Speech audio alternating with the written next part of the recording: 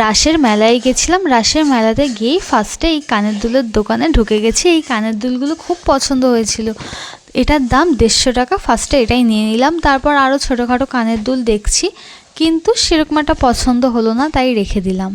তারপরেই এই খেলনার দোকানে চলে আসলাম। এই খেলনার দোকানে এসে আমার অনেক ডায়েরি, অনেক পুতুল, এই পেনটা খুব পছন্দ হয়েছিল, কিন্তু আমাকে একটা জিনিসও নিতে দেওয়া হয়নি। আমার মা খুব রাগ করে আমি এসব দোকানে আসি বলে। মা বলে, তোর কত বয়স হয়ে গেছে, তাও তুই এখনও অবধি এসবের প্রতি তুই ছাড়তে পারছিস না।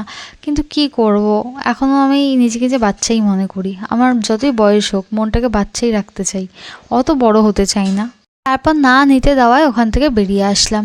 বেরিয়ে এই কাপের দোকানে ঢুকলাম। মা মায়ের পছন্দের মতন কটা কাপ কিনে নিল। এই শোপিসের দোকানগুলো দেখে ছোটোবেলার কথা মনে পড়লো। কত শোপিস কিনতাম আর ভাঙতাম খেলার ছলে। একটা কথা শুনলে পরে তোমরা খুব অবাক হবে, এই পটেটো স্প্রিং রোলটা আমি ফার্স্ট টাইম ট্রাই করছি। এর আগে দেখেছি কিন্তু খাইনি কোনো দিন। জানি তো আলু ভাজা কতই বা খেতে ভালো স্বাদ হবে, কিন্তু মোটামুটি ছিল। মিওনিজ দেওয়াতে আর সস দেওয়াতে আরও বেশি ভালো লাগছিল।